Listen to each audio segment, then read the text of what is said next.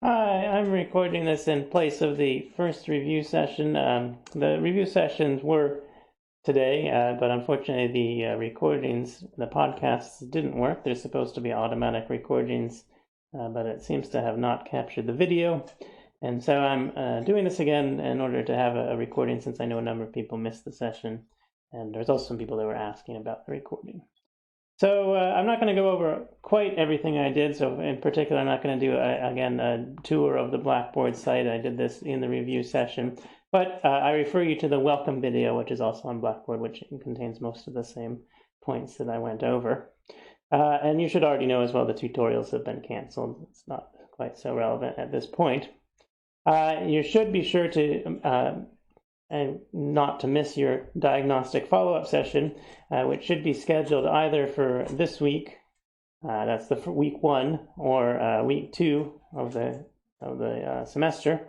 So the diagnostic follow-up session gives you some additional information about the assignment you have to do that follows up from the diagnostic test. This assignment is the first component of your final mark in the unit, and so it's something that you have to complete by week 4, and you should be timetabled for a diagnostic follow-up session. I believe it may say diagnostic exercise on your timetable, but there should be a session, one-off session scheduled that will give you more information about this. And so you should attend that. If you don't see one in your timetable, you can contact me and we can make sure that sign you up for one. So just to be clear, you don't do an assessment at this diagnostic follow-up session. Rather, you get information about the assignment that you have to do. And this is organized by Colin Steele. There was possibility to ask questions during the review session at this link, but I won't be able to do that now. And during the week, I encourage you to ask questions on the Blackboard discussion board. This is pointed out in the welcome video where it is, and so please ask questions there. I will be monitoring that, and I'll answer as quickly as I can during the week. Now, final point, which is something that wasn't in the welcome video, but I did add in the review session, is that I'm going to be having an office hour every week at 11 o'clock on Tuesday morning. And there's information to join these office hours in Blackboard, and so there's a link there. It's going to be via Zoom, virtual office hour. I'm not having an in-person office hour because my office only fits 3 people, and so it won't be big enough to have everyone in the class. I think it's better to do it virtually via Zoom. And so if you follow the link there at 11 or between 11 and noon on Tuesdays, I should be there at the link, and you can ask me any questions you want then. Now, there were a number of polls that we did during the review session. First one, how do you feel about mathematics, just to get a feel for how the class is doing. And so review some of the topics that were covered in the videos this week. Being the first week, I understand not everyone will have watched the videos, so you may want to, at this point, watch them before you go over this content for the review session. The videos in the main content folder for week 1. But I'm going to be reviewing the material that's covered in those videos, some of the material. And so one of the topics you cover is differentiation. I think this is probably a review for most people. You've seen a bit of calculus before. And so we talk about derivatives of functions. So what is the derivative of a function? So we have a function y equals f of x. That's represented by the black line in this graph that you can see on the slide. The y being the vertical axis and x being the horizontal axis. And at a given point, the derivative of this function, represented by this graph, is the slope of the tangent line. So that's the blue line that you see there on that graph. And so the derivative of this function at point x is the slope or gradient of that tangent line at the point x. And we can calculate these derivatives, this slope, by taking the limits of the slopes of secant lines. So secant lines are lines connecting 2 points on the graph, and you take the limit as the points get closer and closer together, and that then gives the slope of the blue tangent line. And if you think about how this works, the slope of one of those secant lines is given by the difference in the value of the function between 2 points, x plus delta x and x, and divide by the tangent x over that difference between x plus delta x and x. If we take the limit then as the distance delta x goes to 0, we get the slope of the tangent line, the derivative. So this is the definition of the derivative. But in practice, when we want to calculate derivatives, we don't use this definition really. We use some derivatives that we know for certain functions, and so some of them are shown in this table. Derivative of x to the n is n times x to the n minus 1. E to the x is, again, e to the x. In fact, this is the definition, really, of this exponential function, e to the x function, which is equal to its own derivative, and which is equal to 1 at the point x equals 0. The derivative of sine of x is cosine of x, derivative of cosine of x is negative sine of x, and the derivative of natural log of absolute value of x is 1 over x. And so all of these formulas for derivatives of functions, these functions here that's shown in the table, can be established using the limit formula from the previous slide. It's a bit involved and we're not covering it in this class, but then you should keep in mind that's where all of these come from. They come from that limit definition, although we're not going to directly use that when we calculate derivatives. So we can combine these formulas with 3 different rules for calculating derivatives in order to calculate derivatives of quite general functions. So the first one is the product rule, and the product rule tells us how we can calculate the derivative of the product of 2 functions, u and v, given the derivatives of those individual functions. And the formula is shown here. The derivative of u times v is the derivative of u times v plus u times the derivative of v. This is the product rule. The quotient rule is similar, gives us the formula for the derivative of a quotient of 2 functions in terms of the derivatives of those 2 functions. So the derivative of the quotient of u divided by v is equal to this formula here on the right. The final rule that we use in order to combine these derivatives in the table in order to calculate more complicated derivatives is the chain rule.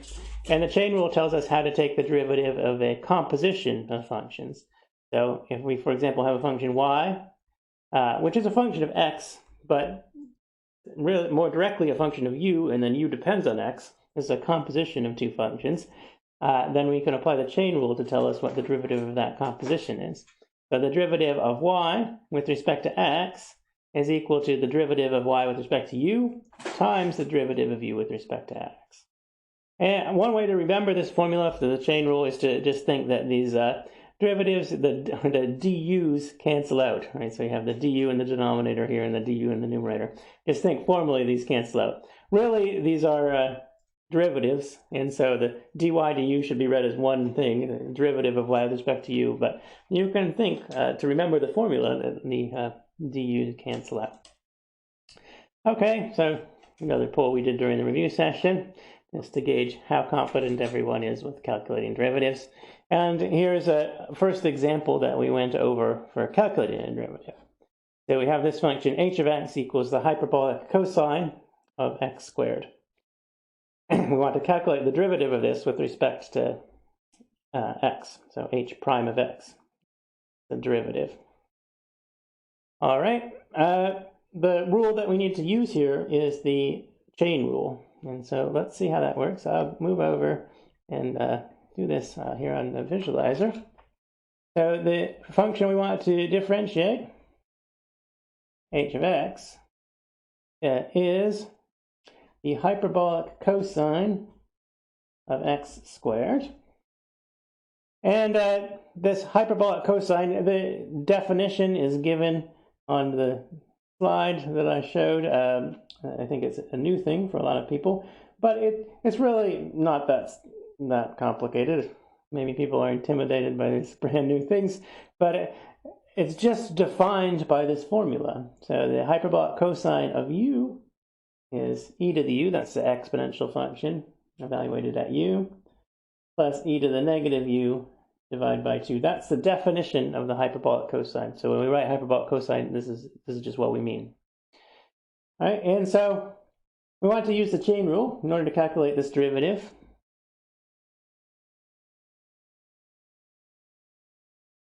And in order to use the chain rule, we note that this is a composition of 2 functions. It's a composition of the hyperbolic cosine function and u equals x squared. So we set u equal x squared.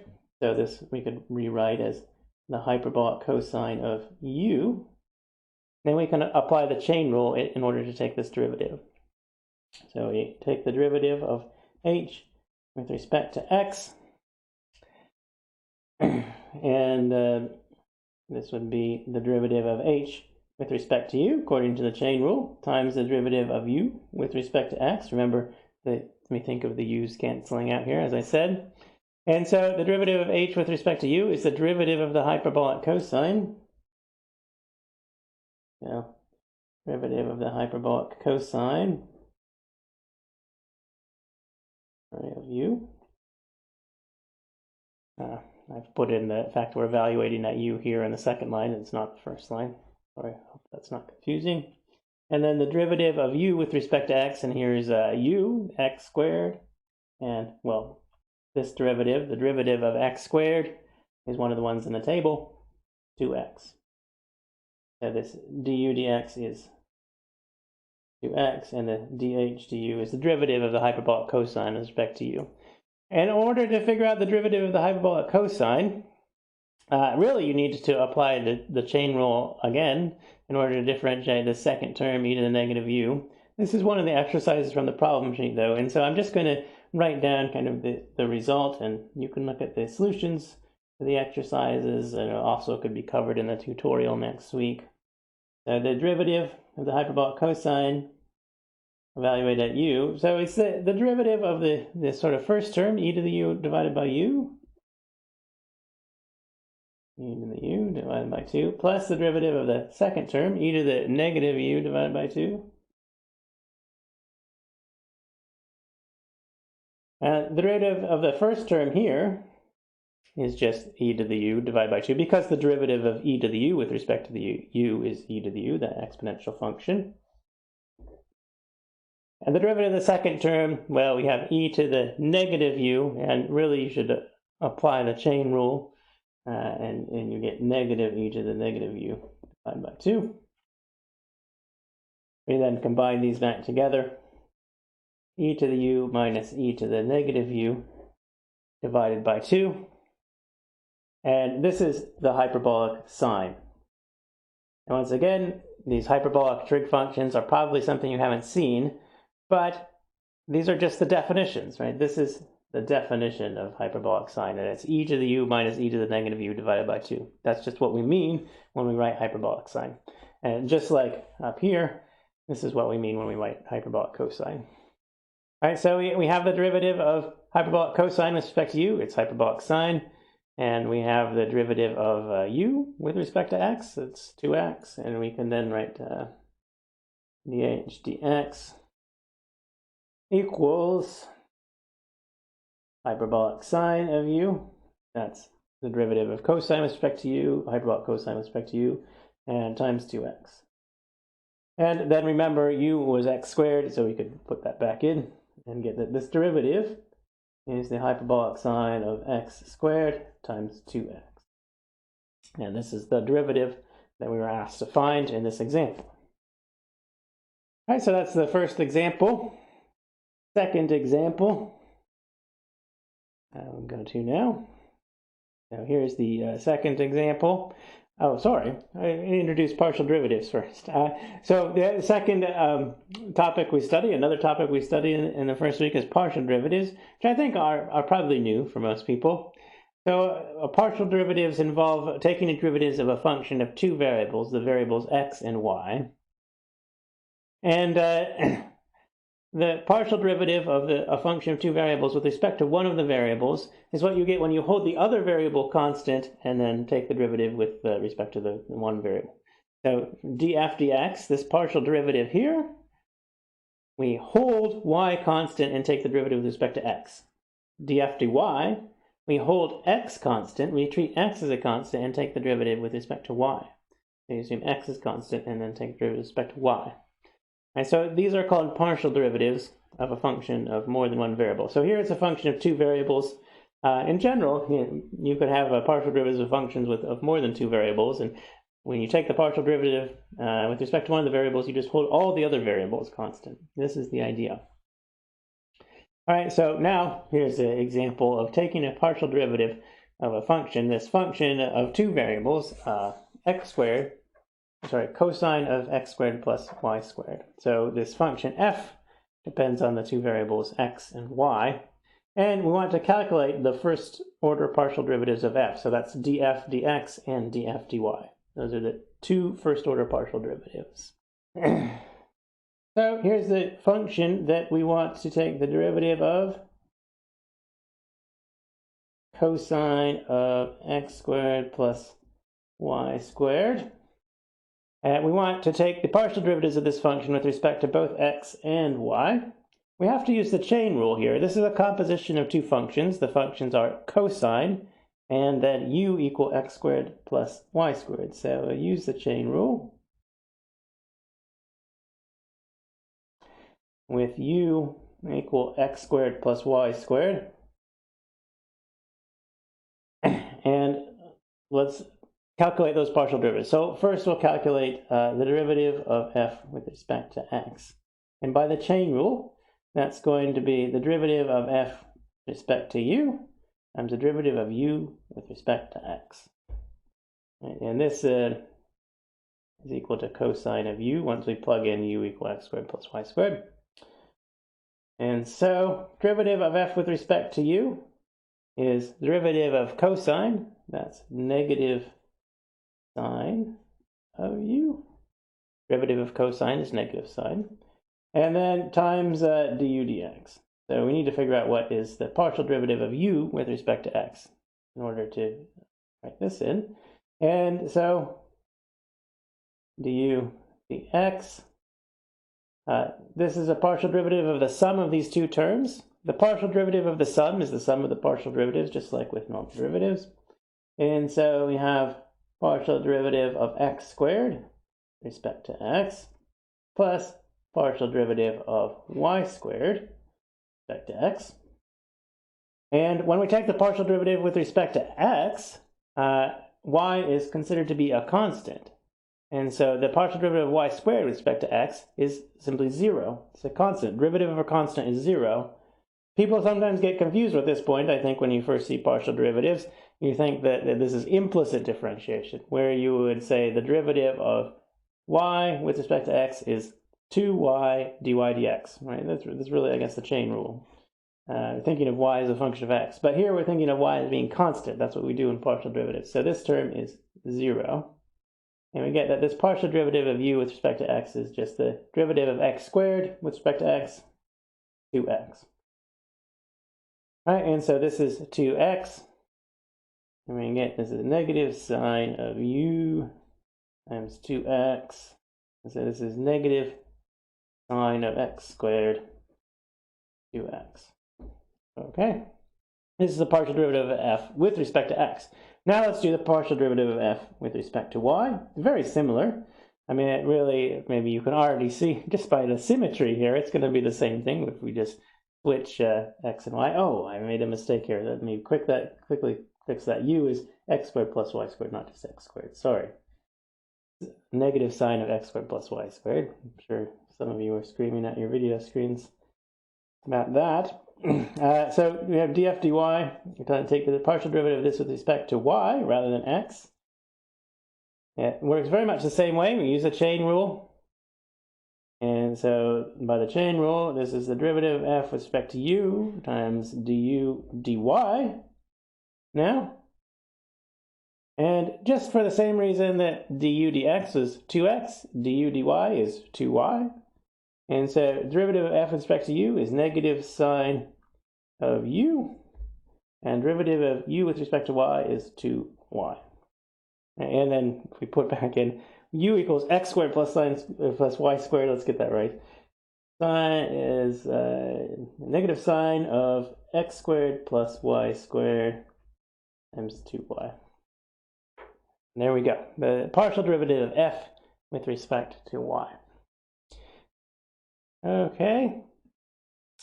So that was actually all the examples we did in the review session. So I stopped here. I answered a number of questions on Slido afterwards, and that was all the time. So I'll stop here, and I'll see you at the next review session.